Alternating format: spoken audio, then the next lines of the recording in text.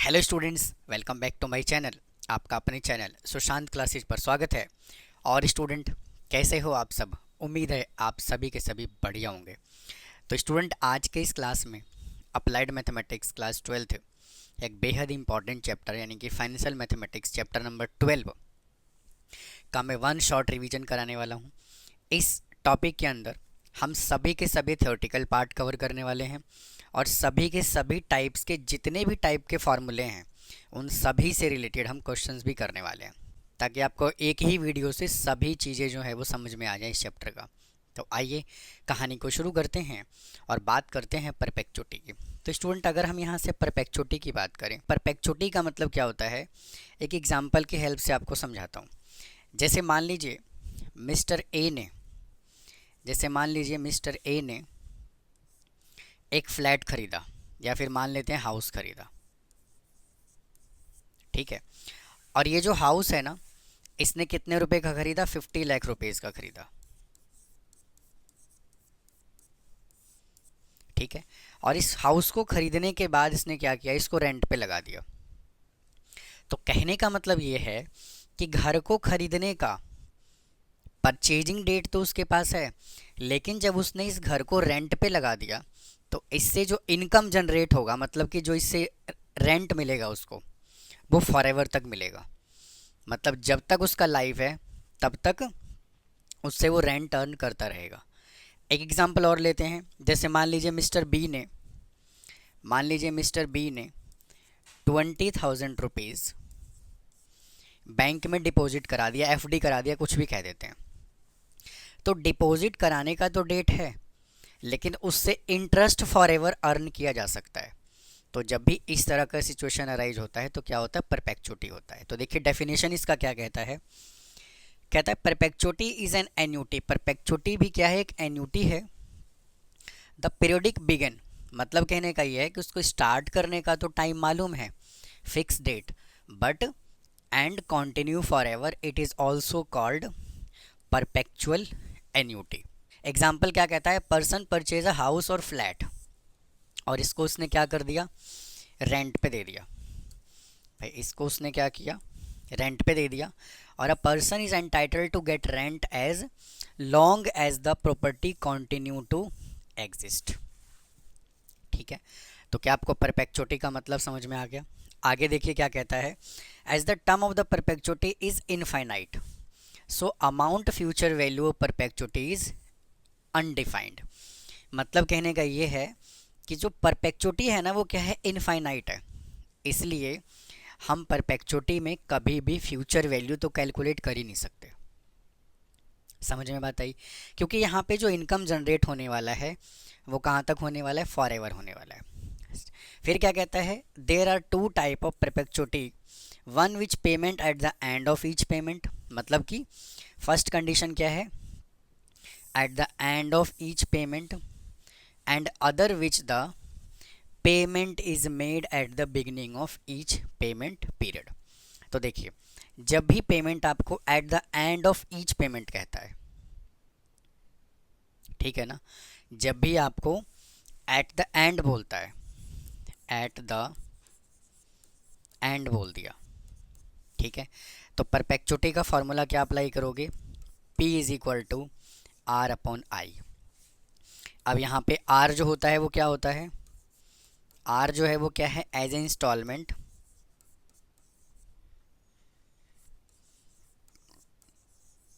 ठीक है। और I का मतलब क्या होता है? R upon 100। और P का मतलब क्या होता है? Present value. भाई यहाँ तक आपको समझ में आ गया होगा। अब चलते हैं, देखिए अगले कॉन्सेप्ट वो पे क्या कहता है वो। देखो, present value of perpetuity late us consider annuity. मतलब कहने का ये है कि जब भी यहाँ से क्या बोला हुआ है, अगर हमने annuity whose periodic payment rupees R, मतलब कि एज ए इंस्टॉलमेंट हमने आर रुपीज़ दिया, आर फॉर इनफाइनाइट पीरियड, ठीक है ना। इंटरेस्ट बिगेन अगर R% है तो I is equal to formula क्या होगा? R upon 100। देखिए यहाँ पे ना R लिखा हुआ है, ये रहा R अपॉन 100। इसको हम क्या बोलते हैं? I पर पीरियड पर रुपीज़। फिर बोला हुआ है when periodic payment is made at the end of each payment period, ये मैं ऑलरेडी आपको बता चुका हूँ। तो जब भी आपको एट द एंड ऑफ बोले, at the end of each payment period बोलता है, तो फॉर्मूला क्या अप्लाई करना है, P is equal to R upon I. ठीक है, और I is equal to formula क्या बनेगा, R अपॉन 100। ठीक है, अब चलते हैं अगले केस पे। देखो नेक्स्ट कंडीशन उसने क्या कहा हुआ है, when periodic payment is made at the beginning of the each payment period. जब भी मेरे भैया अगर आपको बिगिनिंग कहता है ना, तो बिगिनिंग में प्रेजेंट वैल्यू निकालने का फॉर्मूला क्या होगा, R plus R upon I. ठीक है, तो उम्मीद है आपको यहाँ तक समझ में आ गया होगा। आइए अब देखते हैं क्वेश्चंस को हम किस तरह से सॉल्व करते हैं। देखो कहता है find the present value of the sequence of payment. भाई फर्स्ट क्वेश्चन क्या बोला हुआ है, sequence of payment of ₹1000 made at the end of every 6 month बोला हुआ है। तो कहने का मतलब ये है कि उसने आपको R यहाँ से कितना दे दिया, ₹1000 दे दिया, eight the end of every 6 month बोला हुआ है। ठीक है, and continuing for ever if money is worth 8% पर एनम कंपाउंडेड सेमी एनुअली। तो देखो उसने एक वर्ड यूज़ कर दिया, क्या, सेमी एनुअली की बात कही है उसने। ठीक है, तो अगर हम यहाँ से आई की बात करें तो आई का फॉर्मूला क्या होता है, R अपॉन 100। ठीक है, और R यहाँ पे कितना दिया हुआ है, 8% दिया हुआ है। ठीक है, तो I is equal to R दिया हुआ है 8 अपॉन 100 और सेमी एनुअली बोला है, तो इसको हम 2 से डिवाइड भी करेंगे क्योंकि रेट को हम क्या करते हैं, हाफ करते हैं। तो यहाँ से फॉर्मूला अप्लाई करो, P is equal to R upon I. तो P is equal to R कितना है, 1000 है, डिवाइडेड बाई, और I कितना है, 8 अपॉन 200, 8 अपॉन 200। ठीक है, या फिर ऐसे कर लेते हैं इसको, 100 इंटू 2 रखते हैं इसको। तो P is equal to 1000 into 100 into 2 divided by 8। ये कैंसिल हो जाएगा 4 पे और ये कैंसिल हो जाएगा 25 पे। तो मेरे भैया इसका प्रेजेंट वैल्यू जो है वो कितना आ जाएगा, P is equal to 25,000 rupees. ठीक है, तो आप इसको नोट कर लीजिए। फिर चलते हैं हम अगले क्वेश्चन पर। आइए देखते हैं नेक्स्ट क्वेश्चन इसने क्या कहा हुआ है। कहता है at 6% compounded quarterly find the present value of the perpetuity ₹600 payable at the end of each quarter. वापस से उसने बिगनिंग नहीं कहा, उसने एट द एंड बोला हुआ है। तो वापस से अगर हम इस क्वेश्चन की बात करें तो R आपको कितना दे दिया उसने, 6%, सॉरी 600 आएगा यहाँ पर। R उसने हमें कितना दे दिया, 600। उसके बाद रेट ऑफ इंटरेस्ट कितना है, 6% है, यानी कि R है 6%। तो I इज इक्वल टू क्या आ जाएगा, 6 अपॉन 100, और क्वार्टरली बोला है तो 4 से हम डिवाइड कर देंगे। तो प्रेजेंट वैल्यू का फॉर्मूला अप्लाई करो, P is equal to R upon I. तो P is equal to R उसने हमें दे दिया 600 और I कितना है, 6 divided by 100 into 4 is equal to 600 into 100 into 4 divided by 6। इसको इससे कैंसिल कर लोगे, 100 आ जाएगा। तो इसका आंसर मेरे भैया कितना आ जाएगा, 40,000। ठीक है, आइए अगले क्वेश्चन पे चलते हैं। देखिए क्या कहा हुआ है, आ जाओ। नेक्स्ट क्वेश्चन क्या कहता है, कहता है find the present value of the perpetuity of the 18,000 payable at the end of the 6 month if the money is worth 8% पर एनम कंपाउंडेड सेमी एनुअली। और ये CBSE 2022 में भी आया हुआ है ये वाला क्वेश्चन। तो देखो यहाँ से उसने हमें R कितना दे दिया, 18,000 दे दिया। ठीक है, और आर यानी कि रेट ऑफ इंटरेस्ट कितना है, 8% है। तो यहाँ से आपका आई कितना आ जाएगा, R upon 100 into, same annually बोला हुआ है तो इसको 2 से डिवाइड भी करेंगे, तो 8 डिवाइडेड बाई 100 इंटू 2। तो प्रेजेंट वैल्यू निकालने का formula 18,000 divided by 8 upon 100 into 2। तो 18,000 इंटू 100 इंटू 2 डिवाइडेड बाई 8। इसको कैंसिल कर लोगे 4 पे चला जाएगा, इसको कैंसिल कर लोगे तो 25 पे चला जाएगा। तो 18 को 25 से मल्टीप्लाई करते हैं, 25 इंटू 18 5 जा आपका हो गया 90, कैरी आ गया 9, 36 और 9 45, तो 4 5 और ये 0 और 1 2 3 0 और, ठीक है। तो आप इसको नोट कीजिए, फिर चलते हैं अगले क्वेश्चन पर। आइए देखो, कहता है कि ₹2,50,000 cash is equivalent to the perpetuity of the 7,500 payable at the end of each quarter, what is the rate of interest convertible quarterly कहा हुआ है उसने। तो देखो, उसने हमें रेट ऑफ इंटरेस्ट पूछ दिया कि कितना आएगा। तो यहाँ से ना जो प्रेजेंट वैल्यू है उसने कितना दे दिया, 2,50,000 दे दिया जी। फिर क्या कहता है, आर उसने दे दिया 7,500। अच्छा, payable at the end of each quarter बोला हुआ है। तो अगर हम यहाँ से आई की बात करें तो आई कितना होगा, आर अपॉन 100 इंटू 4। तो परपेचुटी का फॉर्मूला क्या होता है, आर अपॉन आई। तो प्रेजेंट वैल्यू हमें गिवन है 2,50,000 इज इक्वल टू, आर उसने हमें दे दिया 7,500 डिवाइडेड बाई, और आई है आर अपॉन 100 इंटू 4। तो यहाँ से आ जाएगा 2,50,000 और ये पलट के चला जाएगा ऊपर, is equal to 7,500 into 100 into 4, 100 into 4 divided by R. तो आर इज इक्वल टू यहाँ से कितना आ जाएगा, 7,500 इंटू 100 इंटू 4 डिवाइडेड बाई 2,50000। तो देखो यहाँ से ये 0 से तो 0 हम कैंसिल कर देते हैं, ठीक है। और 25 3 जा चला जाएगा ये, तो R इज इक्वल टू कितना आ गया, 12% आ गया, ठीक है।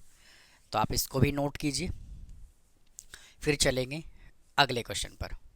आइए नेक्स्ट क्वेश्चन देखिए क्या कहता है। कहता है कि at what rate interest will be present value of the perpetuity 1,500 payable at the end of every 6 month be 20,000। वापस से उसने सेम क्वेश्चन कहा हुआ है। तो R इज इक्वल टू यहाँ से कितना आ जाएगा, 1,500, और P इज इक्वल टू यहाँ से कितना आ जाएगा, 20,000, और I इज इक्वल टू कितना आ जाएगा, R अपॉन 100 इंटू कितना, 6 मंथ बोला हुआ है तो 2, ठीक है।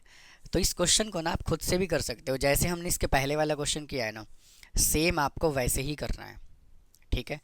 अब देखिए स्टूडेंट, इसमें ना एक डाटा मिसिंग है, मतलब कि इस क्वेश्चन में डाटा मिसिंग नहीं है। मैं चेक कर लेता हूँ एक बार। हाँ, इस पूरे में ना मतलब कि परपेचुटी में जो है एट द बिगिनिंग का एक भी क्वेश्चन नहीं आया। तो बिगिनिंग का एक डाटा ले लेते हैं छोटा सा, यहीं पे मैं बता देता हूँ आपको। जैसे मान लीजिए उसने आपको आर दे दिया कितना, 10,000, और रेट ऑफ इंटरेस्ट उसने दे दिया आपको 4%, ठीक है ना। और क्वेश्चन में बोल दिया उसने क्या, एट द बिगिनिंग। क्वेश्चन में उसने आपको क्या कह दिया, एट द बिगिनिंग, और उसने कह दिया प्रेजेंट वैल्यू बताओ, तो P is equal to formula क्या बनेगा, R प्लस R अपॉन 100। तो R कितना है 10,000 है, प्लस और R वापस से 10,000 है, स्टूडेंट यहाँ 100 नहीं आएगा, यहाँ पे I आएगा, यहाँ पर I आएगा। तो R है 10,000 डिवाइडेड बाई I क्या होता है R अपॉन 100, यानी कि 4 अपॉन 100, और क्वेश्चन में मैंने अज्यूम किया हुआ है R 4% एनुअली, ठीक है। तो इसको सॉल्व करना है, तो यहाँ से 10,000 प्लस ये पलट के चला जाएगा ऊपर, तो 10,000 इंटू 100 डिवाइडेड बाई 4, इसको कैंसिल कर लोगे तो 25 पे चला जाएगा, तो 10,000 प्लस 250000, तो इसका आंसर कितना आ जाएगा 2,60,000 रुपीज़, ठीक है।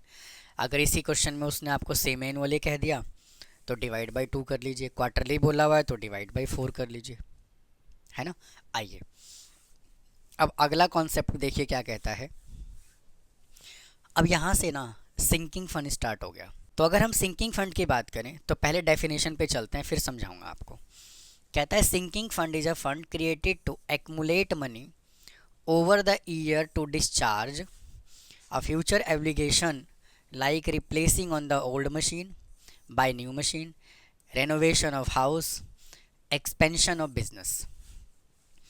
मतलब कहने का ये है कि जैसे मान लीजिए अभी जिस बोर्ड पे मैं पढ़ा रहा हूँ आपको, भाई एक टाइम ऐसा आएगा आफ्टर 5 ईयर्स 4 ईयर्स 3 ईयर्स ये बोर्ड जो है वो क्या होगा, ऑब्सोलेट हो जाएगा, मतलब ख़राब हो जाएगा, मेरे किसी काम का नहीं रहेगा, है ना।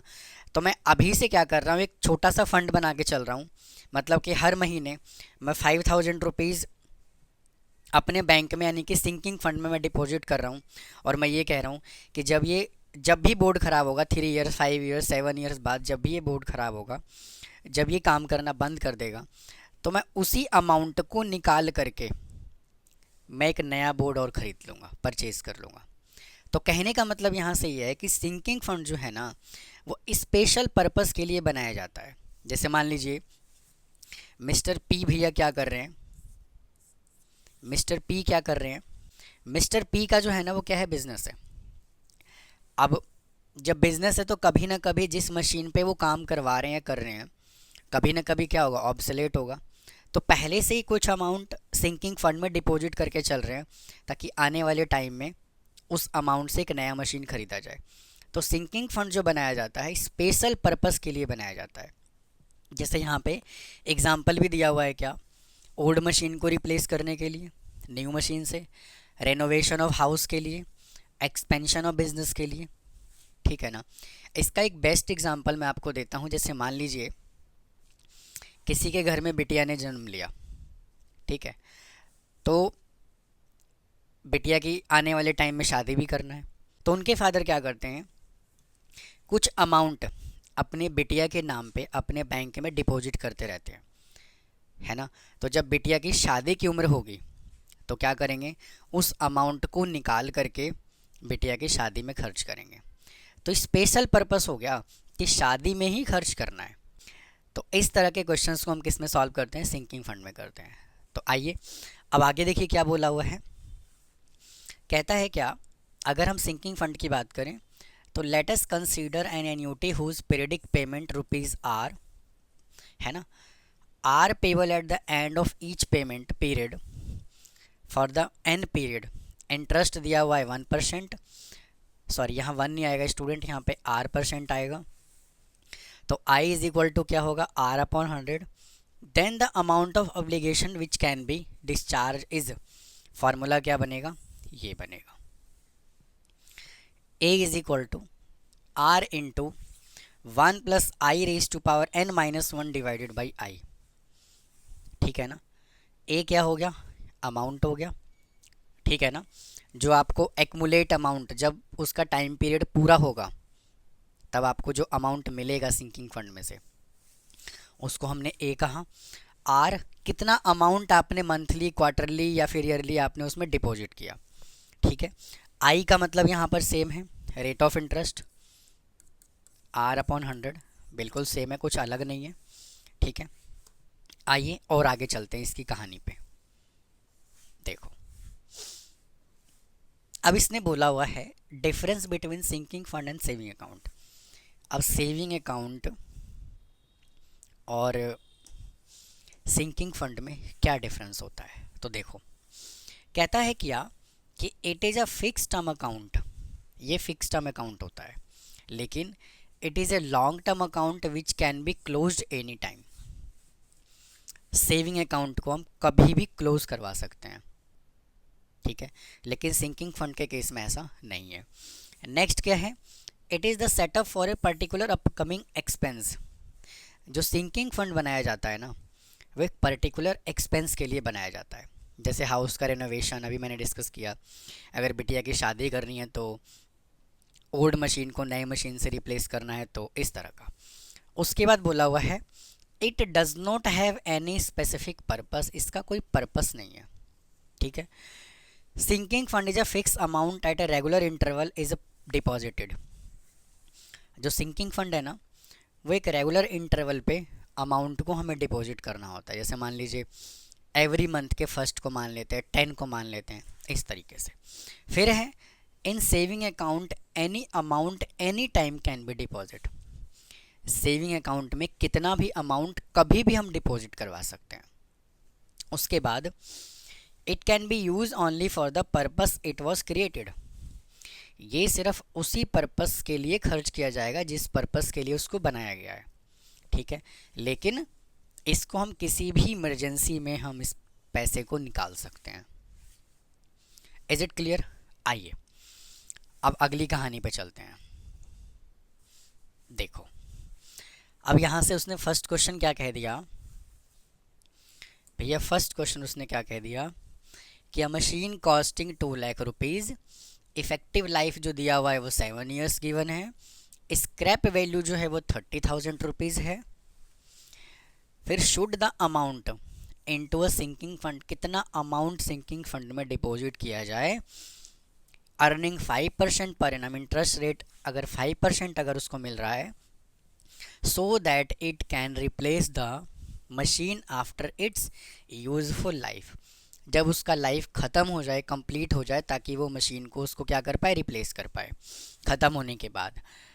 Assume that a new machine will cost 3 lakh rupees, और नए मशीन का जो खर्चा है वो कितना है, 3 लाख रुपए का है।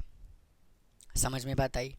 एक बात बताओ, ये जो 2 लाख रुपए हमें गिवन है ना, ये पुराने मशीन का कॉस्ट है, ओल्ड मशीन का कॉस्ट है। लेकिन जो नए वाला मशीन आएगा वो कितने रुपए का आएगा भाई, 3 लाख रुपए का मिलेगा उसको, ठीक है ना। तो देखो, अगर हम यहाँ से बात करें टोटल कॉस्ट ऑफ मशीन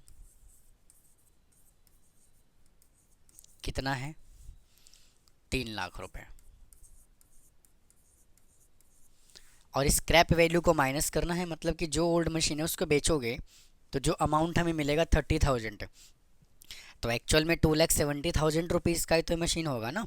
तो यहाँ से माइनस कर दो स्क्रैप वैल्यू,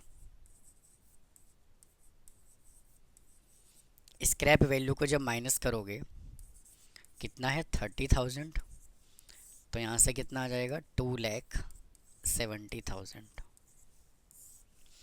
तो ये क्या है, आपका अमाउंट है, ठीक है। और हर महीने कितना डिपॉजिट करना है,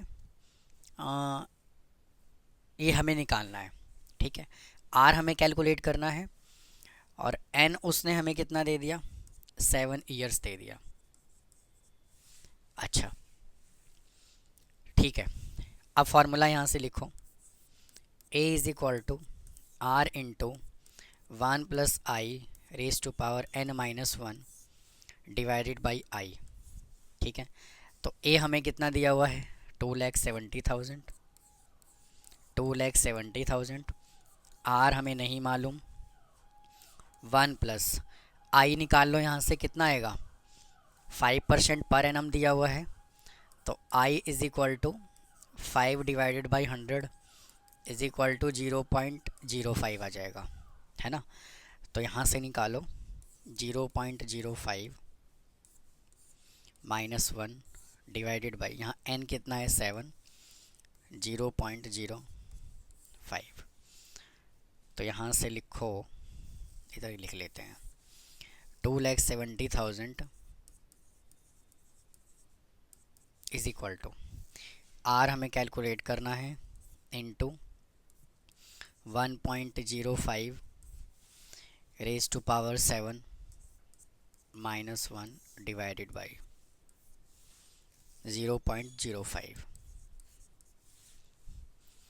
तो क्रॉस मल्टीप्लाई कर लीजिए, 2,70,000 into 0.05 is equal to are into, अब 1.05 रेज टू पावर 7 का वैल्यू आपको क्वेश्चन में ही मिलेगा, यहाँ पे गिवन नहीं है, देखिए कितना दिया हुआ है 1.407 माइनस 1 डिवाइडेड बाई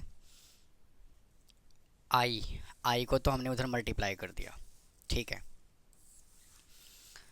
तो इसका डेसिमल हटाओ और यहाँ पे 0 लगाओ, इससे ये कैंसिल हो जाएगा, तो 2700 इंटू 5 डिवाइडेड बाई, इसको नीचे लेकर क्या हो गया, तो 407 और ये decimal is equal to r. और जब आप इन सभी को कैलकुलेट करोगे ना तो कितना आएगा, 33,169.39, ठीक है। तो स्टूडेंट ये काफ़ी इम्पॉर्टेंट टॉपिक है, कई बार इस तरह का क्वेश्चन एग्जाम में देखा गया है, तो आप इसको नोट कीजिए, फिर चलेंगे अगले क्वेश्चन पर। आइए अगले क्वेश्चन पे चलते हैं, देखो क्या कहा हुआ है। कहता है कि 10 years ago mister Mehra set up a sinking fund. Mister Mehra जो है वो सिंकिंग फंड बनाना चाह रहे हैं to save for his daughter higher study, मतलब कि डॉटर को जो है वो हायर स्टडी के लिए भेजना है, यानी पढ़ाना है। At the end of the 10 years he receive an amount इतना, और आफ्टर 10 years वो इतना अमाउंट रिसीव करते हैं। यानी कि स्टूडेंट अगर हम ए की बात करें तो उसने कितना दे दिया, 1,021,760। What amount did he put in the sinking fund, कितना अमाउंट वो सिंकिंग फंड में डालें, डिपॉजिट करें at the end of the every 6 month for his tenure which paid him the 5% per annum compounded same annually, ठीक है ना। अब देखो स्टूडेंट ए उसने इतना दे दिया और उसने आपको at the end of the 10 year कि एन उसने कितना दे दिया 10, तो यहाँ से 10 को 2 से मल्टीप्लाई करोगे तो कितना आ जाएगा, 20 हाफ ईयरली। फिर उसके बाद रेट ऑफ इंटरेस्ट कितना है, 5% है, आर दे दिया उसने 5%, तो आई इज इक्वल टू कितना होगा, 5 डिवाइडेड बाई 100 इंटू 2, यानी कि 0.025।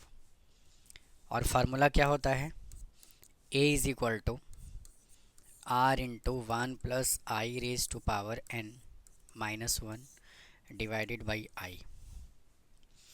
तो ये हमें कितना गिवन है, 1021,760 इज इक्वल टू, आर हमें निकालना है, 1 प्लस आई है 0.025, एन हमने 20 निकाला, माइनस 1 डिवाइडेड बाई 0.025।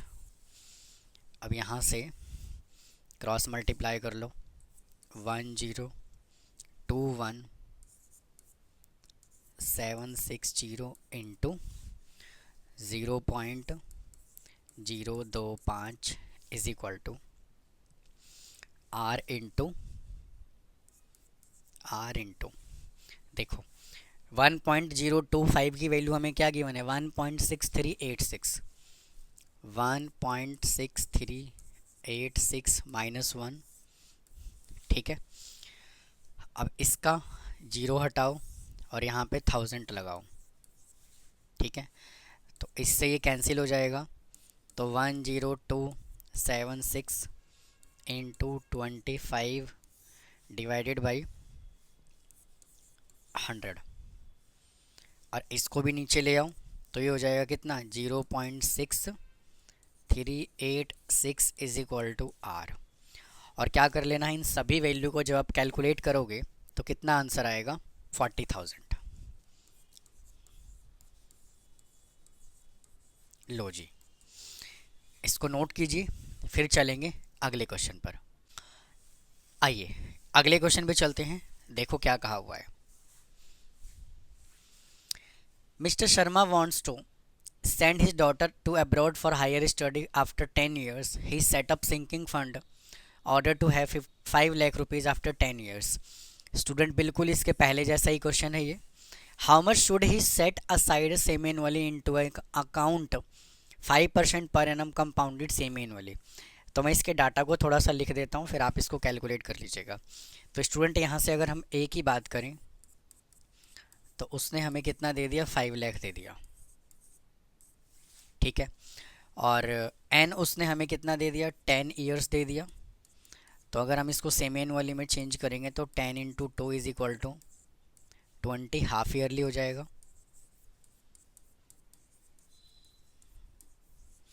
और अगर हम इसके आई की बात करें तो 5% दिया हुआ है रेट ऑफ इंटरेस्ट। तो यहाँ से अगर हम आई की बात करें तो कितना होगा, 5 divided by 100 into 2 is equal to 0.025। बाकी बिल्कुल एज इट इज इसके पहले जैसा ही करना है, तो उम्मीद है आप इसको कर लेंगे। आइए अगले कॉन्सेप्ट पे चलते हैं। देखो अब स्टूडेंट यहाँ से जो अगला टॉपिक है यानी कि नेक्स्ट टॉपिक है वो क्या स्टार्ट हो गया, ईएमआई स्टार्ट हो गया। अब ये ईएमआई होता क्या है, तो कभी ना कभी किसी ने मोबाइल लिया होगा या फिर कोई इलेक्ट्रॉनिक अप्लाइंसेस लिया होगा, है ना। वैसे तो मोबाइल भी इलेक्ट्रॉनिक अप्लाइंसेस में ही आ जाता है। किसी ने फ्लैट लिया होगा, है ना। तो कभी ना कभी ईएमआई का सामना उनको करना पड़ा होगा। तो अब ये ईएमआई होता क्या है, पहले हम इसको रफली समझते हैं, फिर चलेंगे बुक के लैंग्वेज पे। जैसे मान लीजिए मिस्टर ए ने एक मोबाइल फ़ोन ख़रीदा 20,000 रुपीज़ का, ठीक है। मिस्टर ए कहता है कि भैया जब मैं मोबाइल ख़रीद रहा हूँ ना, परचेज़ कर रहा हूँ, तो मैं आपको 5,000 रुपीज़ पे करूँगा, ठीक है ना। तो स्टूडेंट जो उसने पेमेंट किया कितना, 5,000 रुपये जब उसने मोबाइल परचेज़ किया, तो इसको कहा जाता है डाउन पेमेंट। इसको हम क्या कहते हैं, डाउन पेमेंट। और बाकी अमाउंट कितना बचा, रिमेनिंग अमाउंट कितना बचा, रिमेनिंग अमाउंट बचा 15,000, आई मीन 20,000 माइनस 5,000। ये कहता है इस 15,000 रुपये को ना 15,000 रुपीज़ को ईएमआई में कन्वर्ट कर दो। मतलब कहने का ये है कि इस 15,000 को मैं अगले 5 महीने में हर महीने 3,000 रुपये आपको पे करूँगा, ठीक है। तो ये जो 3,000 रुपये है ना, यही कहलाएगा ईएमआई। समझ में बात आई कि नहीं आई, ईएमआई का मतलब समझ में आया। अच्छा, अब क्या कहता है, an equated monthly installment is a fix payment made by the borrower to lender at a specific date. और ये जो ईएमआई दिया जाता है हर पर्टिकुलर डेट को दिया जाता है, ये नहीं कि जब मन किया जब हमने ईएमआई पे कर दिया, एक फिक्स डेट होता है उसका, ठीक है। Debt every month to clear to loan off. तो the EMI depend on the following factor. जो ईएमआई है, जो मंथली इंस्टॉलमेंट है, वो अलग अलग फैक्टर पे डिपेंड करता है। अगर मैं छोटा सा बात अगर मैं यहीं से करूं, देखिए कि अगर यहाँ पे 15,000 रुपये है ना, अगर वो 5 महीने में पे ना करके अगर वो कहता है मैं 10 मंथ में पे करूँगा, तो उसका रेट ऑफ इंटरेस्ट बढ़ जाएगा। यहाँ तो हमने रेट ऑफ इंटरेस्ट ऐड ही नहीं किया हुआ है, ठीक है ना। तो रेट ऑफ इंटरेस्ट बढ़ जाएगा। या फिर अगर हम ऐसे ना समझें, वैसे समझ लें कि अगर 15,000 रुपीज़ है, 5 मंथ में वो पे नहीं कर रहा, अगर वो 10 मंथ में पे करेगा तो हर महीने उसको 1,000 देना पड़ेगा, लेकिन टाइम ड्यूरेशन जो है वो बढ़ जाएगा। हाँ कि ना? तो क्या कहता है, डिपेंड करता है कि इस पे प्रिंसिपल बोरोड, कितने अमाउंट पर लोन लिया गया। भाई ज़्यादा अमाउंट होगा तो ज़्यादा ईएमआई पे करना पड़ेगा, है ना। अच्छा, रेट ऑफ इंटरेस्ट कितना है, अगर रेट ऑफ इंटरेस्ट ज़्यादा होगा तो ईएमआई का जो इंस्टॉलमेंट है वो उसी हिसाब से ज़्यादा आएगा, है ना। और टेन्योर ऑफ लोन, मतलब लोन जो है वो कितने महीने तक का ले रहे हैं, कितने साल तक का ले रहे हैं, ठीक है ना। तो ईएमआई के कुछ फैक्टर हैं कि कितना अमाउंट लोन पे लिया गया, रेट ऑफ इंटरेस्ट कितना है, और टेन्योर ऑफ लोन कितना है, कितने टाइम तक लोन आपको रखना है, पे करना है, ठीक है। अच्छा, तो कैलकुलेशन ऑफ ईएमआई के लिए दो मेथड हैं। फर्स्ट है फ्लैट रेट मेथड और सेकंड है रिड्यूसिंग बैलेंस मेथड। तो आइए फर्स्ट टॉपिक यहाँ से देखिए क्या कहता है। देखो, flat rate method, the amount of interest is fix. Flat rate method में बच्चा पार्टी, अमाउंट जो होता है, रेट ऑफ इंटरेस्ट जो होता है वो क्या होता है, फिक्स होता है। The amount of interest is calculated on the principal loan, मतलब कि हमेशा जो रेट इंटरेस्ट जो कैलकुलेट किया जाता है, जितना लोन हमने लिया उस पे कैलकुलेट किया जाता है, ठीक है ना। अच्छा, फिर कहता है borrowed for its tenure at constant rate of interest, in this method the interest remain constant every EMI. हर एक ईएमआई पे इंटरेस्ट जो होता है भैया कांस्टेंट होता है।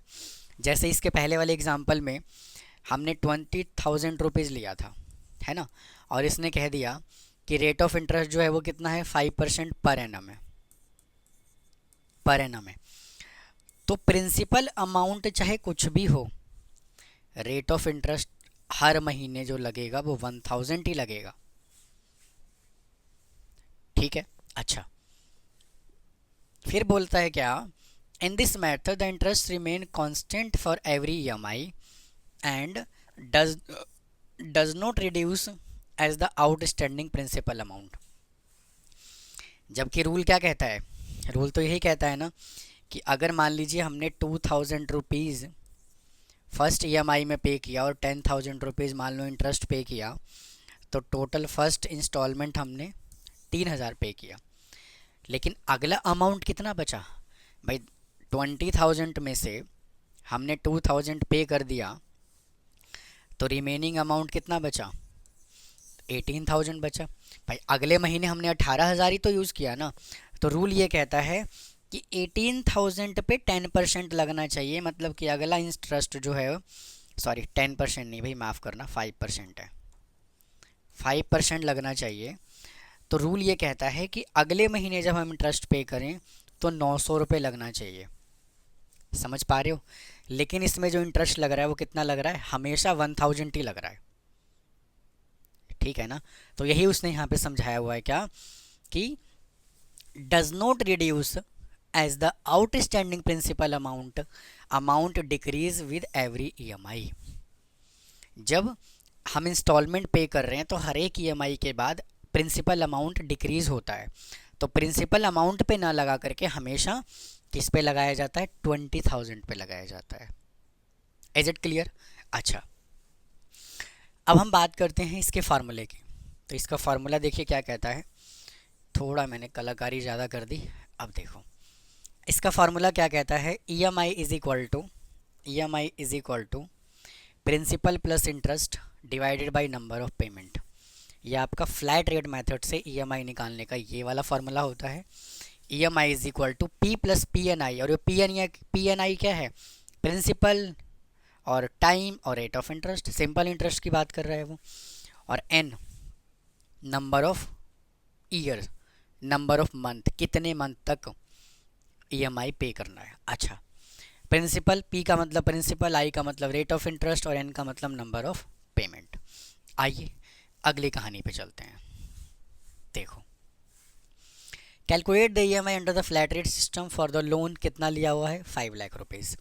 मेरे भैया यहाँ से प्रिंसिपल अमाउंट आपको कितना दे दिया, 5 लाख। अच्छा, रेट ऑफ इंटरेस्ट कितना है, 10% है, यानी कि आर उसने कितना दे दिया, 10% दे दिया। Annual interest rate of the 5 years, और उसने एन आपको कितना दे दिया, 5 ईयर्स दे दिया। तो स्टूडेंट अगर हम यहाँ से फ्लैट रेट मेथड में ईएमआई का फॉर्मूला लिखें तो P plus P N I divided by number of payment यानी कि n, है ना। तो पहले हम क्या निकालते हैं, इंटरेस्ट, या फिर ऐसे ना लिख के आप ऐसे भी लिख सकते हो, EMI is equal to principal plus interest divided by n। दोनों का मतलब जो है वो सेम है। तो यहाँ से हम क्या निकालते हैं, इंटरेस्ट निकाल लेते हैं। तो प्रिंसिपल कितना है, 5 लाख रुपए है, और इंटरेस्ट हम निकाल रहे हैं, तो रेट ऑफ इंटरेस्ट कितना है, 10% है, और कितने टाइम के लिए वो ले रहा है, 5 साल के लिए है वो, डिवाइडेड बाई 100। इससे ये कैंसिल हो जाएगा। तो यहाँ से कितना आया, 50 इंटू 5 2,50,000। तो आई इज इक्वल टू हो जाएगा 2,50,000 रुपये। तो EMI इज इक्वल टू कितना होगा, 5 लाख डिवाइड प्लस इंटरेस्ट कितना है, 2,50,000। 2,50,000 डिवाइडेड बाई 5 साल है। अगर आप इसको मंथ में चेंज करोगे तो 5 इंटू 12 कितना होगा, 60 is equal to 7,50,000 divided by 60। इसको कैंसिल कर लेना। जब आप इसको कैलकुलेट करोगे तो कितना आंसर आएगा, 12,500।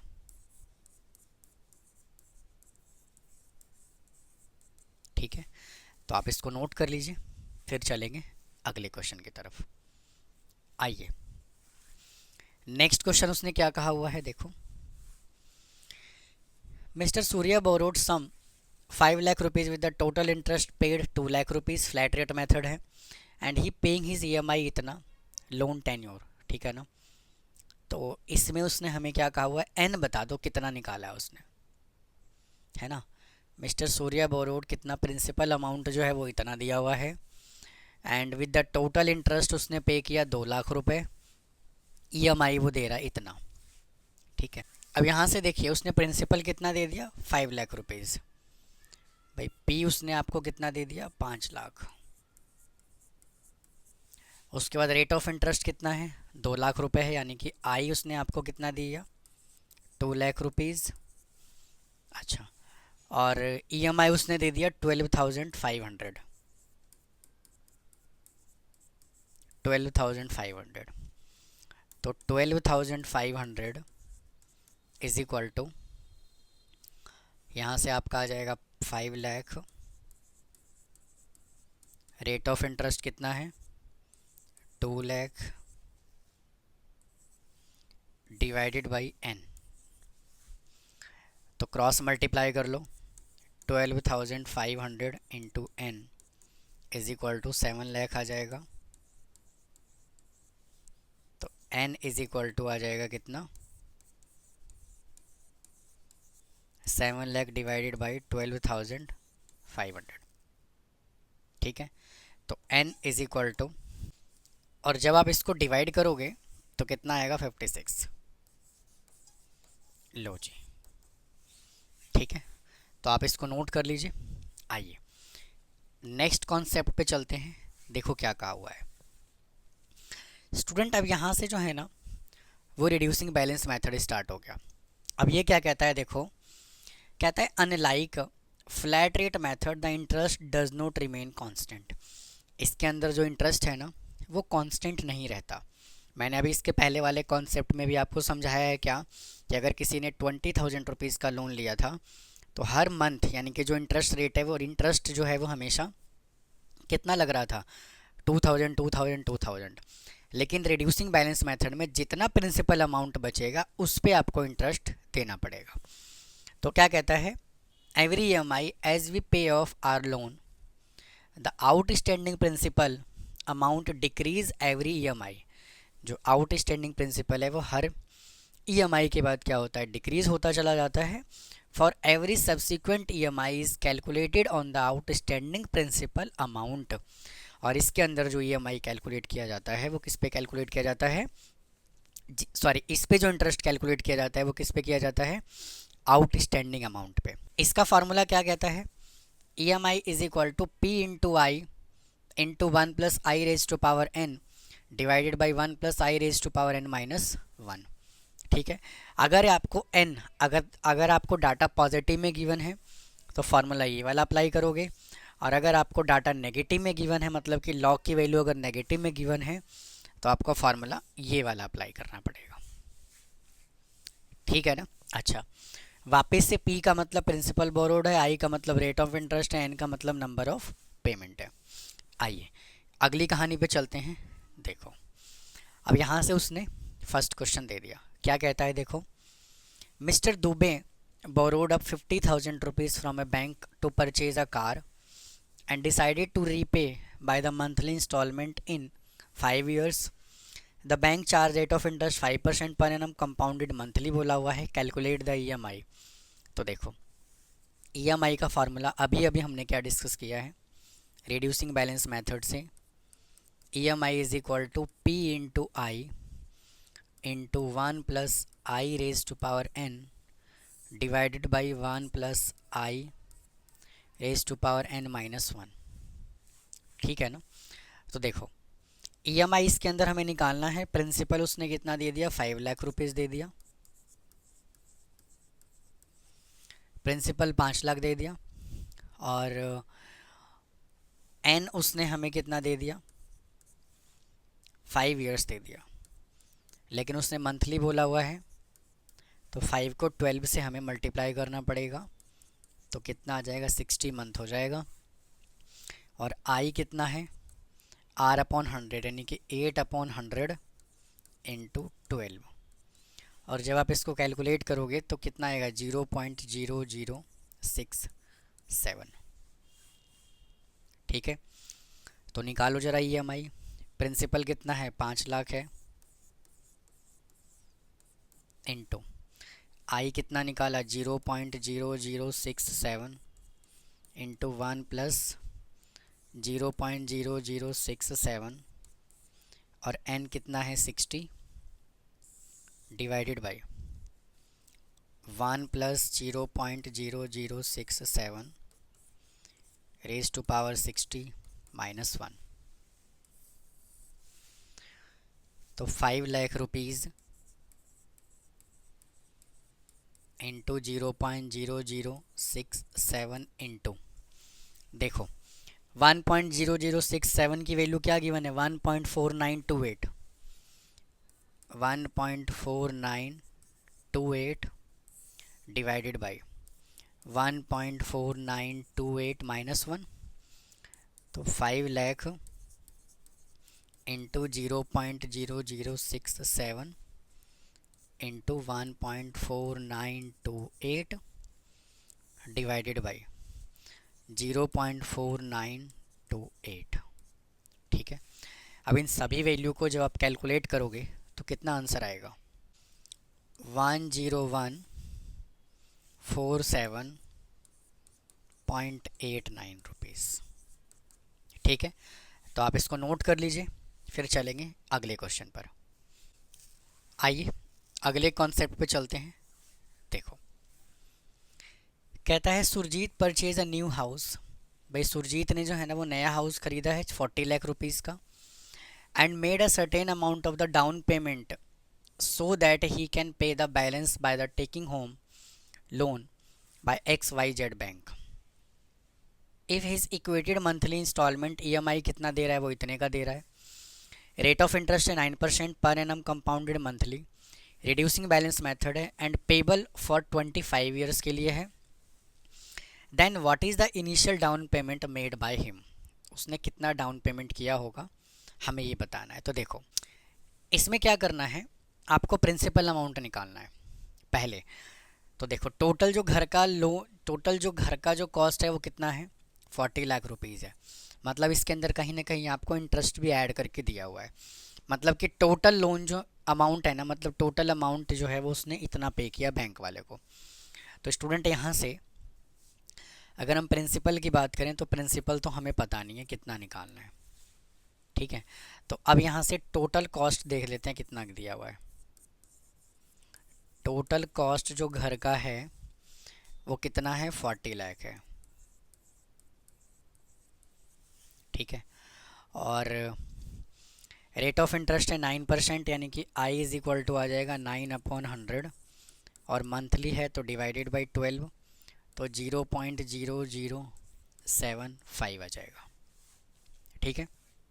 अच्छा, अब एन उसने कितना दे दिया, 25 ईयर्स बोल रहा है ना, 25 ईयर्स ही रहा। तो एन उसने कहा 25 ईयर्स, जब आप इसको 12 से मल्टीप्लाई करोगे तो कितना आ जाएगा, 300 आ जाएगा। ठीक है। अच्छा, अब देखिए अभी अभी मैंने आपको बताया है कि जब डाटा आपको नेगेटिव में गिवन हो तो फार्मूला आपको कौन सा अप्लाई करना है, ये वाला। स्टूडेंट यहाँ पे कुछ गलत है, यहाँ पर जो आएगा ना वो P इंटू आई आएगा। ठीक है। और इधर जो आएगा वो कुछ भी नहीं आएगा। ठीक है। देखो, तो देखो फार्मूला हमें क्या गिवन है, EMI इज इक्वल टू, जब वैल्यू आपको नेगेटिव में गिवन है तो EMI is equal to P into I divided by 1 minus 1 plus I raise to power minus n। और वो EMI कितने का पे कर रहा है, चेक करो, 30,000 रुपीज़। EMI जो पे कर रहा है वो कितना पे कर रहा है, 30,000।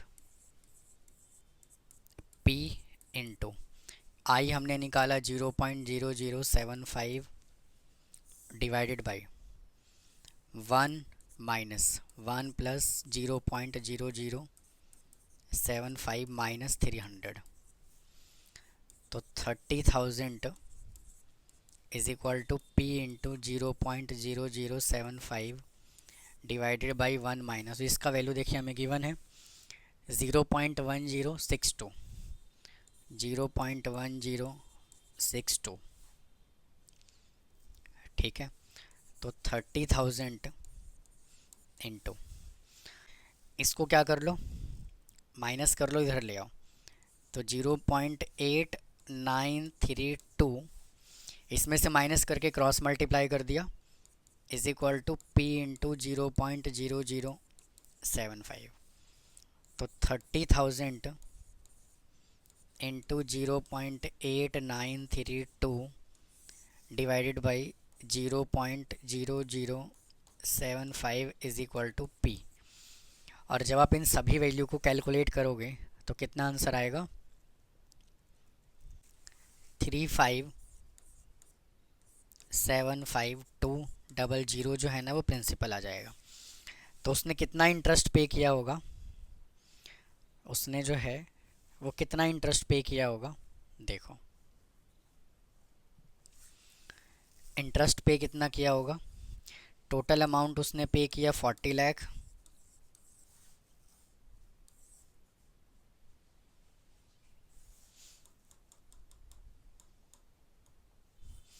40 लाख, और प्रिंसिपल अमाउंट कितना है, 3575, 3575200, तो 008, और 9 में से 5 को माइनस किया तो आ जाएगा 4, और 9 में से माइनस किया तो ये 2 और ये 4। तो स्टूडेंट इतने रुपये जो है वो क्या आएगा, इसका इंटरेस्ट आएगा। ठीक है। तो आप इसको नोट कर लीजिए, फिर चलेंगे अगले क्वेश्चन पर, अमोर्टाइजेशन ऑफ लोन की। तो देखिए अगर हम यहाँ से इसके डेफिनेशन की बात करें तो क्या कहता है, a loan is said to be amortised.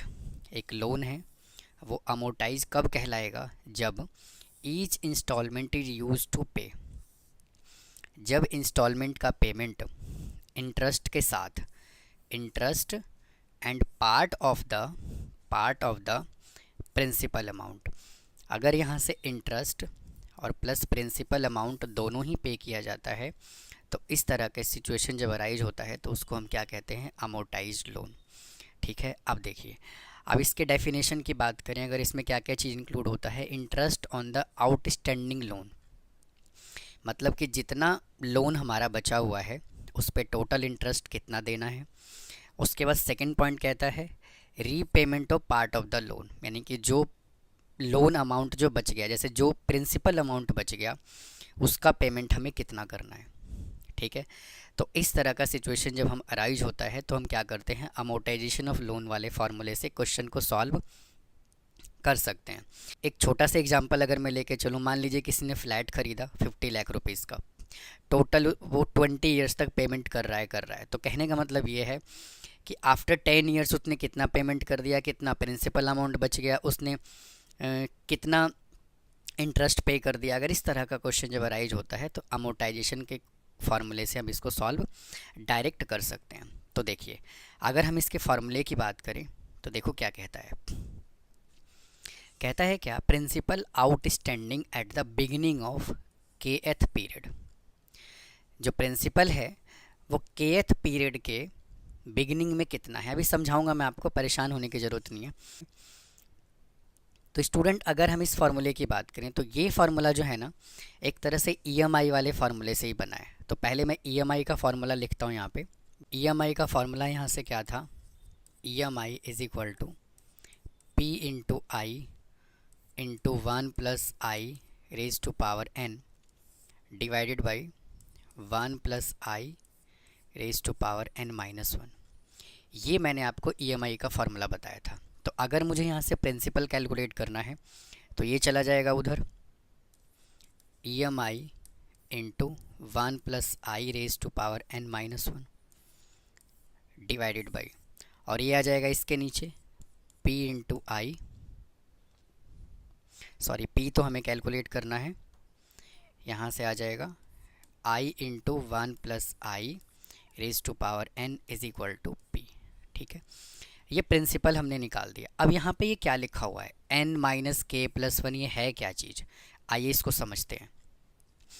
अगर मैं इसी फार्मूले की बात करूँ यहाँ पे वापस से, तो E M I into 1 plus I raise to power, मान लीजिए हमें 10 ईयर्स तक इंस्टॉलमेंट पे करना है, तो 10 इंटू 12 कितना होगा, 120 इंस्टॉलमेंट होगा, यानी हर महीने हम इंस्टॉलमेंट को पे करते हैं। तो मान लेते हैं n यहाँ पे कितना आ गया, 120, फिर माइनस जितना पेमेंट हमने कर दिया, जितना पेमेंट हमने कर दिया, मतलब कहने का ये है कि मान लीजिए हमने 40 पेमेंट यहाँ से कर दिया, तो क्या हो गया k, उसको हमने क्या कहा k। उसके बाद kth पीरियड, जो भाई करंट मंथ में भी तो पेमेंट हमें करना है ना कि नहीं करना, तो इसलिए हमने क्या किया, उसके अंदर +1 ऐड कर दिया। तो ये जो है वो n का काम करेगा, ये k का काम करेगा, और ये +1। ठीक है, तो यही उसने यहाँ पे लिखा हुआ है, क्या, E M I into 1 plus I raise to power n minus K plus 1 minus 1। ठीक है, और ये सेम यहाँ पे आ गया डिनोमिनेटर में। तो अगर आपको यहाँ से principal outstanding at the beginning of kth period calculate करना है तो फार्मूला आपको ये अप्लाई करना है, और अगर आपको टेबल से निकालना है तो फार्मूला ये वाला अप्लाई करना है। समझ में बात आई। अब आइए अगले कॉन्सेप्ट पे देखो।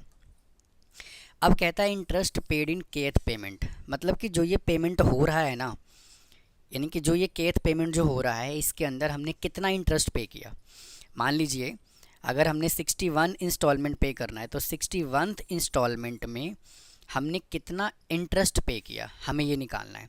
तो उसके लिए फार्मूला क्या होगा, E M I into 1 plus I raise to power n minus K plus 1 minus 1।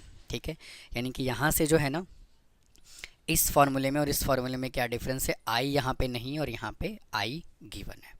ठीक है, उसके बाद principal paid in the kth payment, अगर जो पेमेंट हम कर रहे हैं, मतलब 61th इंस्टॉलमेंट अगर हम पे कर रहे हैं तो उसके अंदर हमने कितना इंटरेस्ट पे किया, सॉरी कितना प्रिंसिपल पे किया, तो टोटल ईएमआई है ना, minus interest paid in the kth period. भाई एक बात बताओ, अगर मुझे मान लीजिए लोन का पेमेंट करना है तो a इज़ इक्वल टू मैं क्या लिखता हूँ, प्रिंसिपल प्लस इंटरेस्ट लिखता हूँ कि नहीं लिखता। तो मुझे क्या निकालना है, प्रिंसिपल निकालना है। तो अगर मुझे प्रिंसिपल निकालना है तो p इज़ इक्वल टू क्या होगा, a माइनस आई होगा कि नहीं होगा, बताओ। अच्छा, तो ए को यहाँ पे क्या बोला हुआ है, ईएमआई, और ईएमआई के अंदर क्या होता है, इंटरेस्ट और प्रिंसिपल दोनों होता है। उसके बाद अगर मान लीजिए टोटल इंटरेस्ट निकालना है तो टोटल इंटरेस्ट कैसे निकालोगे, जितना ईएमआई या इंस्टॉलमेंट आपने पे किया मान लीजिए 2000 पर मंथ आपने पे किया है ना, किसी ने 2000 पर मंथ पे किया, तो उसको n से कर देंगे मल्टीप्लाई इंटू EMI, है ना, number of payment into EMI कितना पे किया, माइनस प्रिंसिपल कर दोगे तो क्या हो जाएगा, यहाँ से आपका टोटल इंटरेस्ट अमाउंट आ जाएगा। तो उम्मीद है स्टूडेंट आपको ये सभी के सभी कॉन्सेप्ट समझ में आया होगा। अब आइए इसके क्वेश्चन पे चलते हैं और बात करते हैं इसके क्वेश्चंस को हम किस तरह से सॉल्व करते हैं। आइए अब बात करते हैं क्वेश्चन की। उसने क्वेश्चन क्या दिया हुआ है देखो, कहता है कि a loan of the 2,50,000 rupees, loan जो है वो 2,50,000 रुपये का है। इंटरेस्ट रेट जो है वो कितना है, 6% पर एनम है। Compounded monthly to be amortize by the equal payment at the end of the each month for the 5 years. ठीक है, उसके बाद बोला हुआ है the size of the each monthly payment. First question में उसने EMI पूछा हुआ है, जैसे आप EMI निकालते हो वैसे निकालना है।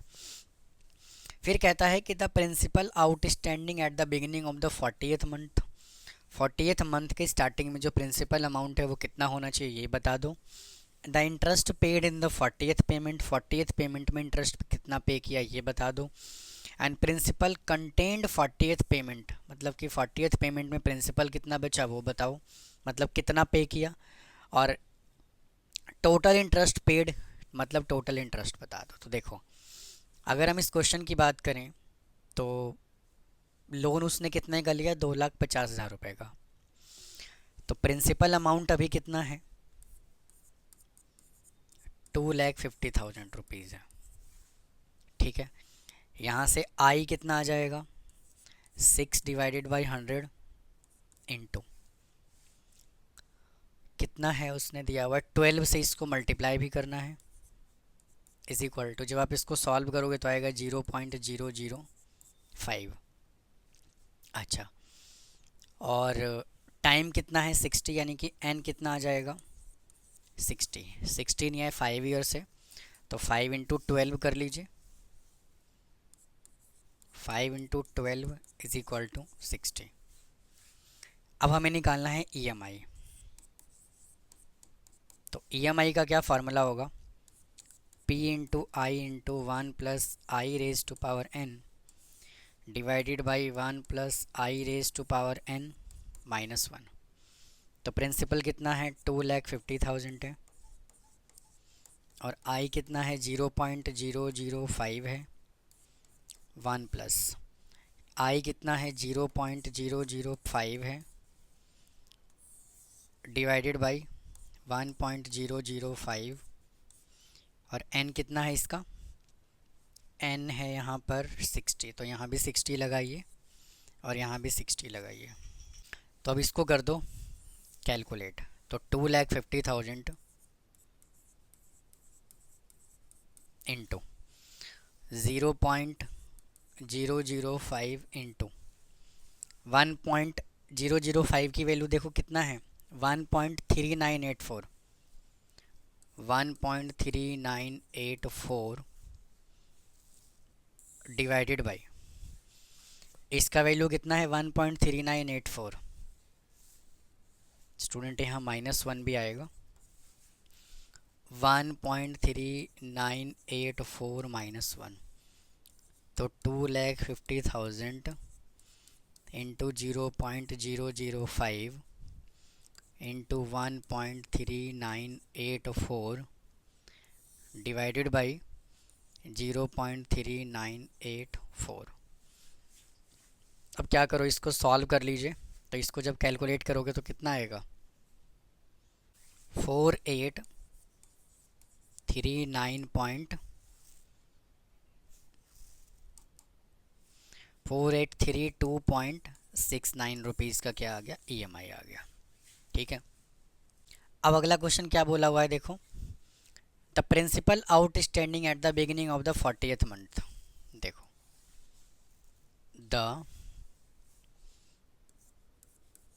द प्रिंसिपल आउटस्टैंडिंग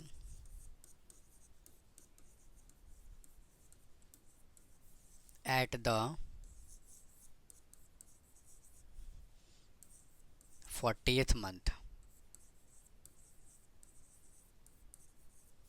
ठीक है, तो इसका फार्मूला कितना होगा, EMI into 1 plus I raise to power n minus K plus 1 divided by I into 1 plus I raise to power n minus K plus 1।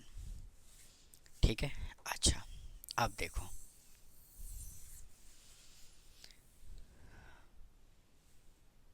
तो देखो EMI हमने कितना निकाला भाई, EMI हमने निकाला 483269, 4832.69 इंटू 1 प्लस, और I हमने कितना निकाला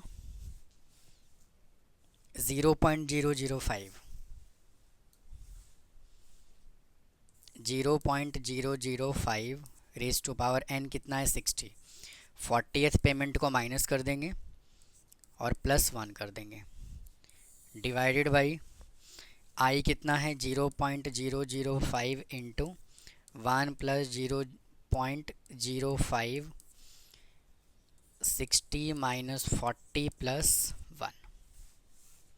ठीक है, तो अब यहाँ पे क्या आ जाएगा 4832.69 इंटू, अब देखो यहाँ पे क्या आएगा 1.005 और 60 में से 40 को माइनस करोगे तो कितना आएगा 20, 20 प्लस 1 कितना होगा 21।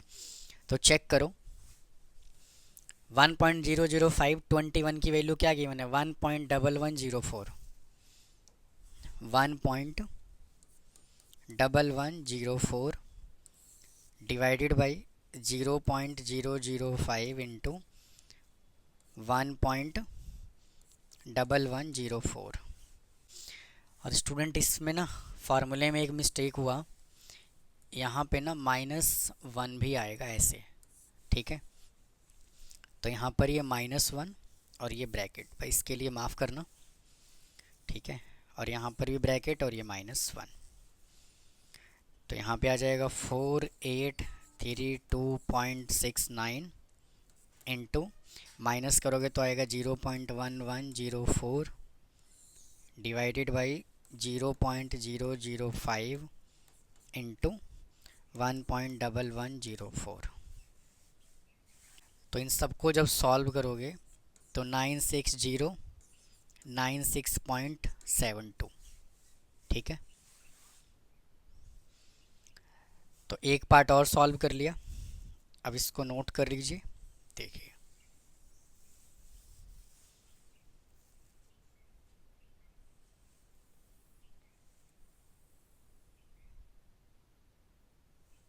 ठीक है, अब देखो, अब थर्ड पार्ट में उसने क्या कहा हुआ है आपसे,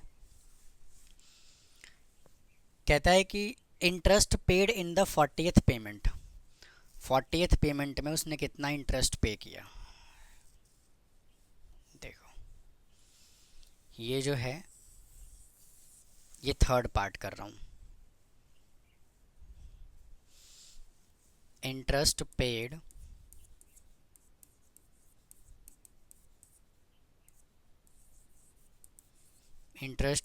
इन 40th पेमेंट। ठीक है, तो देखो इसका फॉर्मूला क्या होगा, EMI into 1 plus I raise to power n minus K plus 1 minus 1 divided by, student इन दोनों फार्मूले में डिफरेंस ये है कि यहाँ पे आई नहीं आएगा, यहाँ पे आई, इधर आई नहीं आएगा और यहाँ पे आई आएगा। तो 1 plus I raise to power n minus K plus 1। ठीक है, अब देखो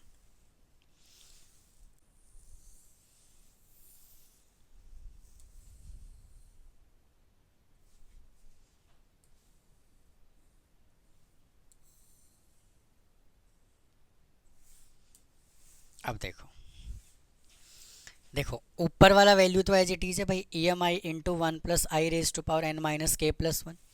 न्यूमरेटर देखो सेम है, तो न्यूमरेटर जब यहाँ से सेम है तो न्यूमरेटर की जगह पर मैं डायरेक्ट ये वैल्यू लिख सकता हूँ भाई, डायरेक्ट लिख सकता हूँ 483269, 4832.69 इंटू 0.1104 डिवाइडेड बाई, और न्यूमरेटर में क्या आ जाएगा 1.1104, 1.1104 इज इक्वल टू, जब आप इन सबको कैलकुलेट करोगे तो कितना आंसर आएगा,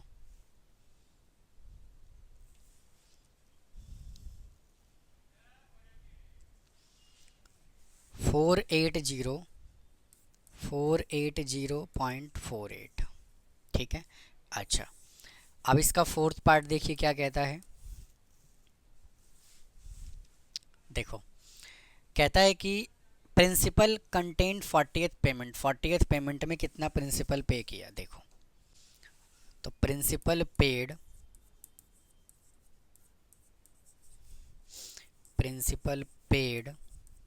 इन 40th पेमेंट।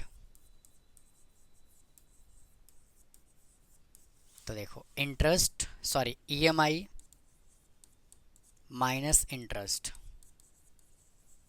भाई चेक करो ना, टोटल ईएमआई जो है वो हमने 40th पेमेंट में कितना टोटल ईएमआई हमने कितना कितना पे किया, 483269, 4832.69, और इसमें इंटरेस्ट हमने कितना पे किया 480.48। इसको माइनस कर लीजिए तो कितना आएगा 4352.21। ठीक है। अच्छा, अब इसके फिफ्थ पार्ट पे चलते हैं। फिफ्थ पार्ट में उसने क्या कहा हुआ है, उसने ये बता दो टोटल इंटरेस्ट कितना पे किया। तो देखो, n इंटू ई एम आई माइनस प्रिंसिपल। भाई टोटल n कितना दिया हुआ है, देखो टोटल n है 60, और ई एम आई कितना है 4832.69, 4832.69 माइनस, और प्रिंसिपल अमाउंट कितना है इसका चेक करो। प्रिंसिपल अमाउंट है 2,50,000 रुपये, 2,50,000 रुपीज़ इज इक्वल टू, जब आप इन सभी को कैलकुलेट करोगे तो कितना आएगा चेक करो, 39961.40। ठीक है। तो स्टूडेंट, ये था अमोर्टाइजेशन ऑफ लोन का क्वेश्चन, हम इस तरह से सॉल्व करते हैं। तो उम्मीद है स्टूडेंट आपको ये पूरा टॉपिक समझ में आया होगा। मैंने पूरा कोशिश किया है कि ईच एंड एवरी क्वेश्चंस आपको करवाया जाए। पूरा थ्योरी मैंने इसके अंदर कवर कर दिया, एक एक टाइप के क्वेश्चंस मैंने कवर कर दिया। इस वीडियो को देखने के बाद आपको हर एक कॉन्सेप्ट जो है वो क्लियर हो गया होगा। तो मिलता हूँ फिर किसी और टॉपिक के साथ, मतलब किसी और चैप्टर के वन शॉट के साथ। चैनल को फॉलो करें और ज़्यादा से ज़्यादा चैनल को सब्सक्राइब करें। तो मिलता हूँ फिर किसी और चैप्टर के साथ। थैंक यू, धन्यवाद।